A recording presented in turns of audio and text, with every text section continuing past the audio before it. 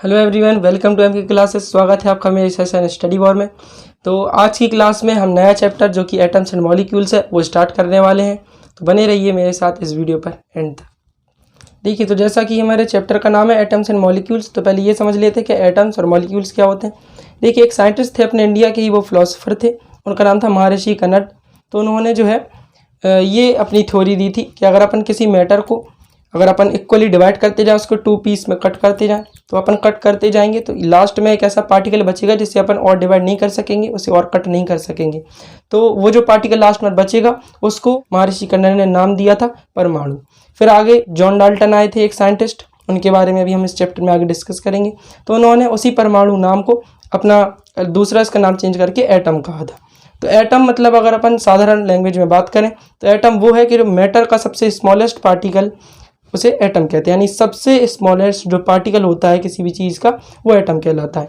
और एटम से मिलकर एटम बॉन्ड बना लें, 2 या 2 से ज़्यादा एटम्स अगर बॉन्ड बना लें तो उस चीज़ को अपन मॉलिक्यूल कहते हैं। देखिए, तो एटम और मॉलिक्यूल की भी अलग अलग प्रॉपर्टीज़ होती हैं, जिसकी वजह से मैटर की भी अलग अलग प्रॉपर्टी होती हैं, क्योंकि जो मैटर होता है वो एटम से मिलकर बना होता है। अब देखिए, एटम को अपन स्मॉलेस्ट पार्टिकल कहते हैं पूरे यूनिवर्स का, या कह लें कि किसी मैटर का सबसे स्मॉलेस्ट पार्टिकल होता है। तो इसको जो है प्रूफ करने का, इसे डिफाइन करने के कुछ लॉज होते हैं, जिन्हें अपन कहते हैं लॉ ऑफ केमिकल कॉम्बिनेशन। तो लॉ ऑफ केमिकल कॉम्बिनेशन में 3 लॉ आते हैं। एक होता है लॉ ऑफ कंजर्वेशन ऑफ मास, दूसरा लॉ ऑफ कांस्टेंट प्रोपोर्शन, तीसरा लॉ ऑफ मल्टीपल प्रोपोर्शन। तो यहाँ पर जो लॉ ऑफ मल्टीपल प्रोपोर्शन है ये हमारे इस साल सिलेबस में नहीं है, ये हमें आगे हायर क्लास में पढ़ना पड़ेगा। तो ये जो दोनों लॉज हैं ये हमें इस बार पढ़ने हैं। चलिए पहले पढ़ते हैं लॉ ऑफ कंजर्वेशन ऑफ मास। तो देखिए, लॉ ऑफ कंजर्वेशन ऑफ मास को पढ़ने से पहले मैं आपको कुछ बेसिक चीज़ें बता देता हूँ। देखिए, जो हमारी पूरी केमिस्ट्री है जो आज हम पढ़ रहे हैं, ये केमिस्ट्री अभी 18th सेंचुरी के पहले तक नहीं थी। तो 18th सेंचुरी में एक साइंटिस्ट थे जिनका नाम था एंटोनी लेवोजियर। वो सन 1774 में उन्होंने पूरी केमिस्ट्री का पहला लॉ दिया था, जिसका नाम था लॉ ऑफ कंजर्वेशन ऑफ मास। ये एंटोनी लेवोजियर के द्वारा दिया गया था 1774 में। और इस लॉ के हिसाब से, इस लॉ के मुताबिक, अकॉर्डिंग टू दिस लॉ, उन्होंने ये बताया था कि किसी भी चीज़ को अपन डिस्ट्रॉय नहीं कर सकते और ना ही क्रिएट कर सकते हैं। यानी किसी भी चीज़ को ना ही अपन नष्ट कर सकते हैं, ना ही उसको बना सकते हैं। तो ये उनका पूरी केमिस्ट्री का पहला लॉ था, जिसकी वजह से उन्हें फादर ऑफ केमिस्ट्री भी कहा जाता है, यानी केमिस्ट्री के बापू कहा जाता है उनको। तो मैं यहाँ पर लिख देता हूँ, एंटोनी लेवोजियर। ये सन 1774 में इन्होंने अपना लॉ दिया था, लॉ ऑफ कंजर्वेशन ऑफ मास। तो इसी लॉ की वजह से इनको कहा जाता है फादर ऑफ केमिस्ट्री। चलिए, तो अब अपन इसकी law of conservation of mass की पूरी डेफिनेशन देखते हैं। देखिए, तो law of conservation of mass की definition, law of conservation of mass was given by Antoine Lavoisier in 1774। According to this law, matter is neither be created nor be destroyed in a chemical reaction. यानी law of conservation of mass जो है वो Antony Lavoisier के द्वारा 1774 में, सन 1774 में दिया गया था।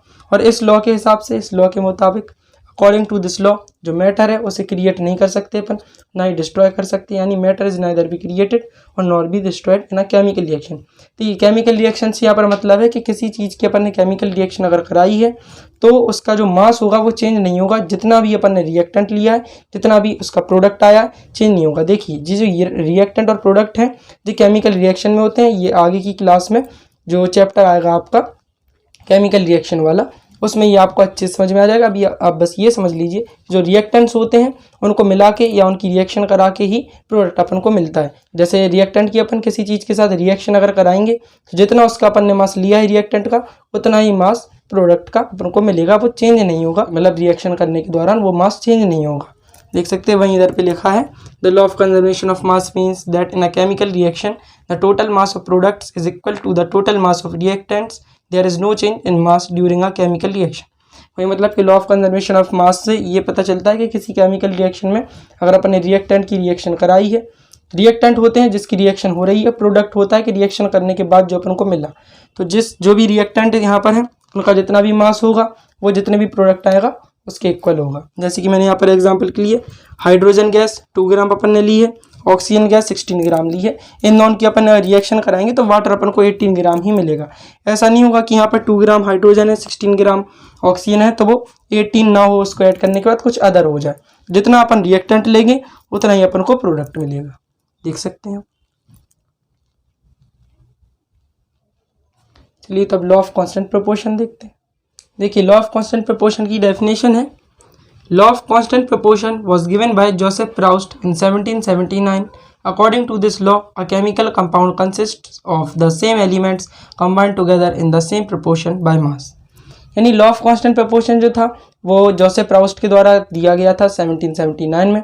जोसेफ प्राउस्ट ने इस लॉ को दिया था और इस लॉ के हिसाब से जो भी केमिकल कंपाउंड बना हुआ है, कोई भी केमिकल कंपाउंड है, जैसे कि मैंने यहाँ पर एग्जांपल में H2O लिया है, H2 यानी वाटर, तो वाटर का जो कंपाउंड है H2O, ये जो बना हुआ है इसमें जो एलिमेंट्स या जो एटम है उनकी एक फिक्स्ड रेशियो है। ऐसा नहीं है कि यहाँ पर जैसे H2 है, यहाँ पर 2 हाइड्रोजन के एटम और 1 ऑक्सीजन का एटम, तो ऐसा तो होता नहीं है कि 3 हाइड्रोजन के हो जाए या ऑक्सीजन के 2 हो जाए। तो ये एक फिक्स्ड प्रोपोर्शन में बने होते हैं। 2 हाइड्रोजन के एटम रहेंगे, 2 हाइड्रोजन के एटम, 1 ऑक्सीजन का एटम रहेगा तो 1 ही ऑक्सीजन का एटम रहेगा, तभी ये मिलके वाटर बना पाएंगे। तो लॉ ऑफ कांस्टेंट प्रोपोर्शन यही बताता है कि जो कंपाउंड बना हुआ है उसमें जो भी एलिमेंट की जितनी भी संख्या है, यानी जितना भी उसका रेशियो है एटम का, वो उतना ही रहेगा, आगे ज़्यादा या कम नहीं हो सकता है। जिससे अगर वो ज़्यादा या कम होगा तो वो कंपाउंड नहीं कहलाएगा जो वो कंपाउंड पहले था। जैसे H2O, ये वाटर का फार्मूला होता है, वाटर H2O के कंपाउंड से मिलकर बना होता है। तो अगर H2O की जगह कोई दूसरा हो जाएगा जैसे H2O2 या H3O या कुछ और, तो वो वाटर नहीं कहलाएगा। तो वही यहाँ पर एग्जांपल है, water is compound which consist of hydrogen and oxygen combined together in the same constant proportion 1:8 by mass. यानी वाटर एक कंपाउंड होता है जो कि हाइड्रोजन और ऑक्सीजन से मिलकर बना होता है, और जितने भी इसमें हाइड्रोजन है और जितनी भी ऑक्सीजन है, इनका जो रेशियो रहेगा वो रेशियो उतना ही रहेगा जितना उसमें होना चाहिए। जैसे 2 हाइड्रोजन के रहेंगे एटम तो 2 ही रहेंगे, और ऑक्सीजन का 1 एटम रहेगा तो 1 एटम ही रहेगा, इससे अदरवाइज ज़्यादा या कम नहीं होगा, वरना ये वाटर नहीं कहलाएगा। देख सकते हैं आप। चलिए नेक्स्ट हमारा जो टॉपिक है वो है डाल्टन की एटॉमिक्स थ्योरी। तो उन्होंने कुछ एटॉमिक थ्योरी दी थी, चलिए एटॉमिक थ्योरी जानते हैं उनकी। देखिए हम पढ़ने वाले हैं डाल्टन की एटॉमिक थ्योरी। तो देखिए, Dalton put forward his atomic theory of matter in 1808। The various postulates are as follows. यानी अब जॉन डाल्टन की बात है, तो जो जॉन डाल्टन थे उन्होंने अपनी एटॉमिक थ्योरी की जो पोस्टुलेट्स हैं, यानी एटॉमिक जो थ्योरी है, वो उन्होंने 1808 में दी थी। तो उनकी जितनी भी पोस्टुलेट्स हैं मैं आपको पूरी बताने वाला हूँ। पहली इसकी पोस्टुलेट है, all the matter is made up of small particles called atoms. यानी इनकी जो पहली पोस्टुलेट थी उनमें उन्होंने ये बताया कि जितने भी जो मैटर होता है वो सब छोटे छोटे पार्टिकल से मिलकर बना होता है, जिसे अपन एटम कहते हैं। दूसरी पोस्टुलेट है, atoms can not be divided. यानी जो एटम्स होते हैं उन्हें अपन डिवाइड नहीं कर सकते और ज़्यादा। तीसरी है, atoms can neither be created nor be destroyed. यानी कि जो एटम्स हैं उनको अपन ना ही क्रिएट कर सकते हैं ना ही डिस्ट्रॉय कर सकते हैं। देखिए ये law of conservation of mass से, इनकी जो पोस्टुलेट है वो law of conservation of mass से रिलेटेड है, जो कि एंटोनी लेवोजियर ने कहा था कि मैटर को नहीं बना सकते अपन, और ना ही डिस्ट्रॉय कर सकते, ना ही क्रिएट कर सकते, ना ही डिस्ट्रॉय कर सकते। वैसे इन्होंने मैटर की जगह यहाँ पर बस एटम कर दिया है, तो atom can neither be created nor be destroyed. अगली इसकी है postulate, atoms are of various kinds. यानी जो एटम्स हैं वो अलग अलग प्रकार के होते हैं, अलग अलग काइंड्स होते हैं बहुत सारे। देखिए फिफ्थ पोस्टुलेट है, atoms of different elements differ in mass, size and chemical properties. यानी एटम्स जो हैं वो अलग अलग होते हैं अगर, तो उनका जो साइज़ होता है, उनका जो मास होता है, और उनकी जो केमिकल प्रॉपर्टीज़ हैं वो भी अलग अलग होती हैं। यानी कि उनका जो साइज़ है, आकार है, प्रकार है, और जो मास है उनका, यानी जितना भी उनके अंदर मास है, और केमिकल प्रॉपर्टीज़ जितनी भी उनकी होती हैं वो सब अलग अलग होंगी अगर एटम्स अलग अलग हैं। देख सकते हैं आप। चलिए अब आगे की पोस्टुलेट्स नेक्स्ट पेज पर देखते हैं। देखिए नेक्स्ट पोस्टुलेट है हमारी, all the atoms of a given element are identical in every respect having the same mass, size and chemical properties। यानी एलिमेंट वो कहलाता है, एलिमेंट में ऐसे एटम्स होते हैं कि जिनका जो मास होगा, साइज होगा और केमिकल प्रॉपर्टी होगी वो सेम होंगी। तो किसी एलिमेंट में जो एटम्स हैं अगर वो एक ही तरह के हैं तभी वो एलिमेंट कहलाएगा, और एक ही तरह के एटम होंगे तो उनका जो मास होगा, साइज होगा और केमिकल प्रॉपर्टी होगी वो सेम होगी। नेक्स्ट पोस्टुलेट है, chemical combination between 2 or more elements consists in the joining together of atoms of these elements to form molecules or compounds। यानी केमिकल कॉम्बिनेशन में ये भी हम आगे पढ़ने वाले हैं। तो केमिकल कॉम्बिनेशन में जो एटम्स होंगे उनका जो बॉन्ड बनेगा वो बॉन्ड बनाएंगे, तो उससे जो है वो मॉलिक्यूल्स और कंपाउंड्स बनाएंगे। यानी एटम्स जब बॉन्ड बना लेते हैं आपस में तो उसी को अपन मॉलिक्यूल्स या कंपाउंड कहते हैं।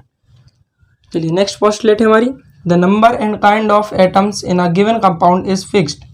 यानी कि एक गिवन अपन को कंपाउंड है या जो कंपाउंड या जो कि मॉलिक्यूल अपन को गिवन है उसमें जो एटम्स की जो नंबर होगा यानी जितने भी नंबर होंगे एटम के वो फिक्स होंगे। देखिए ये लॉ ऑफ कांस्टेंट प्रपोर्शन से इन्होंने अपनी पोस्टुलेट बताई है। लॉ ऑफ कांस्टेंट प्रपोर्शन में अपन ने पढ़ा था कि एक गिवन कंपाउंड में जैसे H2O था तो इसमें हाइड्रोजन की जो संख्या होगी, जो मात्रा होगी, जो काउंटिंग होगी वो 2 हाइड्रोजन होंगे और ऑक्सीजन 1 होगा। तो वैसे ही ये गिवन कंपाउंड है H2O, इसमें जो हाइड्रोजन और ऑक्सीजन की जो संख्या होगी, जो मात्रा होगी वो फिक्स होगी। तो ये इनकी पोस्टुलेट है। देखिए नेक्स्ट है, atoms of the same elements can combine in more than 1 ratio two form more than 1 compound. यानी कि किसी एलिमेंट में जो एटम्स हैं वो किसी दूसरे एटम के साथ जब बॉन्ड बनाएंगे तो वो एक से ज़्यादा कंपाउंड बना लेंगे। तो ये कुछ डाल्टन की पोस्टुलेट्स हैं, देख सकते हैं आप। चलिए तो अब हम एटम और मॉलिक्यूल की डेफिनेशन देख लेते हैं। तो देखिए पहले हमारा क्वेश्चन है व्हाट इज एन एटम, यानी एटम क्या होता है। चलिए अब इसका आंसर देखते हैं। An atom is the smallest particle of an element that can take part in a chemical reaction. यानी मैंने आपको जो बताया था एलिमेंट और कंपाउंड, तो एलिमेंट जो मैंने आपको बताया था उसमें ये बताया था कि एलिमेंट जो होता है वो सिंगल टाइप ऑफ पार्टिकल से मिलकर बना होता है। तो वही सिंगल टाइप ऑफ पार्टिकल जो है वो एटम कहलाते हैं। यानी एलिमेंट जिन पार्टिकल से मिलकर बना होता है, सिमिलर पार्टिकल से मिलकर बना होता है, वो पार्टिकल एटम कहलाते हैं। और ये किसी केमिकल रिएक्शन में ये शामिल हो सकते हैं, टेक पार्ट हो सकते हैं, यानी ये पार्ट ले सकते हैं किसी केमिकल रिएक्शन में। तो इसका एग्जाम्पल है जैसे हाइड्रोजन एटम। तो जो हाइड्रोजन एटम होता है is the smallest atom of all, यानी कि ये जितने भी एटम्स होते हैं, जितने भी एलिमेंट्स जो एटम से बने होते हैं, तो जितने भी एटम होते हैं सबसे छोटा एटम होता है हाइड्रोजन का। इसकी एटम की जो रेडियस होती है वो होती है 0.1 नैनोमीटर, यानी लगभग मीटर में अगर कन्वर्ट करें तो 10⁻⁻10 मीटर, इतना छोटा होता है ये हाइड्रोजन का एटम, देख सकते हैं आप। चलिए तो अब मॉलिक्यूल की डेफिनेशन देखते हैं। तो व्हाट इज अ मॉलिक्यूल। देखिए a molecule is the smallest particle of a substance which has the properties that substances can exist in free state. यानी जो मॉलिक्यूल होता है वो किसी सब्सटेंस का या किसी कंपाउंड का सबसे स्मॉलेस्ट पार्टिकल होता है। जैसे एलिमेंट का सबसे छोटा पार्टिकल होता है एटम, वैसे ही किसी कंपाउंड का सबसे स्मॉलेस्ट पार्टिकल होता है मॉलिक्यूल। और इससे ये पता चलता है कि जो सब्सटेंस होते हैं वो कंपाउंड से मिलकर बने होते हैं और कंपाउंड मॉलिक्यूल से मिलकर बना होता है। तो इससे ये मतलब होता है कि जो सब्सटेंस है वो फ्री स्टेट में रह सकता है, क्योंकि ये कंपाउंड से मिलकर बने होते हैं। कंपाउंड जो होते हैं वो सारे मॉलिक्यूल से मिलकर बने होते हैं। तो वैसे ये मॉलिक्यूल कंपाउंड से रिलेटेड है और कंपाउंड सब्सटेंस से रिलेटेड है। सब्सटेंस जो है वो फ्रीली स्टेट में रह सकते हैं। तो इसके एग्जांपल जैसे H2O, CO2, NaCl, जैसे जो वाटर है ये फ्री स्टेट में रहता है, अगर ऐसा रखा रहेगा तो इसकी रिएक्शन नहीं होगी। वैसे CO2 फ्री स्टेट से यही मतलब होता है कि अगर अपन इसे फ्री ऐसे खोल लें, हवा में रख दें या फिर किसी खुली जगह पर फ्री रख दें उसे फ्री स्टेट में, तो वो ऐसे ही रखे उसकी रिएक्शन नहीं होगी। किसी चीज़ के साथ उसको या तो हीट करना पड़ेगा या कुछ और मेथड करनी पड़ेगी जिससे उसकी रिएक्शन होगी, पर ऐसी फ्री स्टेट में वो रिएक्ट नहीं करेगा। वैसे कार्बन डाइऑक्साइड और NaCl यानी सॉल्ट, तो ये सारे मॉलिक्यूल के एग्जाम्पल हैं और ये फ्री स्टेट में रह सकते हैं, ये खुद रिएक्शन नहीं करते, देख सकते हैं। चलिए तो अब एटम और मॉलिक्यूल के बीच में डिफरेंस बिटवीन देखते हैं।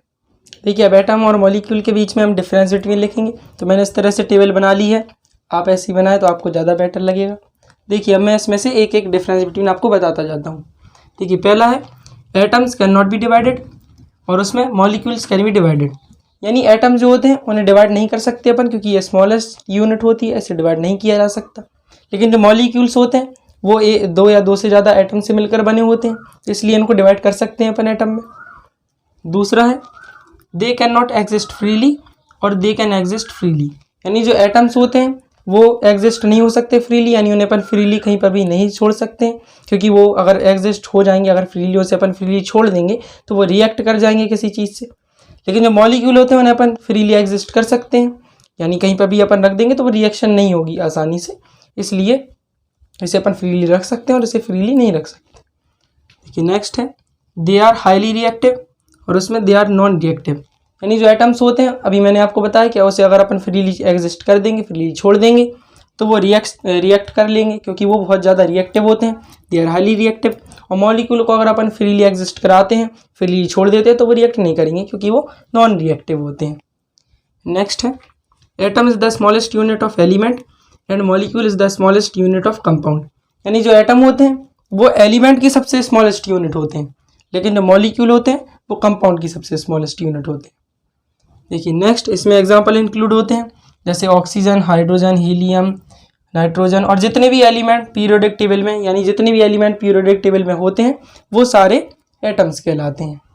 और मॉलिक्यूल में CaOCl2 यानी कि ये ब्लीचिंग पाउडर का फार्मूला, C12H22O11 ये शुगर का फार्मूला है, और NaHCO3 ये बेकिंग सोडा, O3 ओजोन, और जितने भी इस तरह के बस 2 या 2 से ज़्यादा एटम्स हो तो वो मिलके जो बने होते हैं वो मॉलिक्यूल्स होते हैं। देख सकते हैं।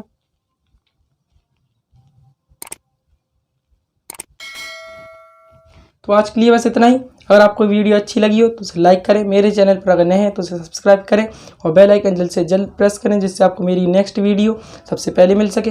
तो मिलते हैं अगली वीडियो में, तब तक के लिए बाय बाय।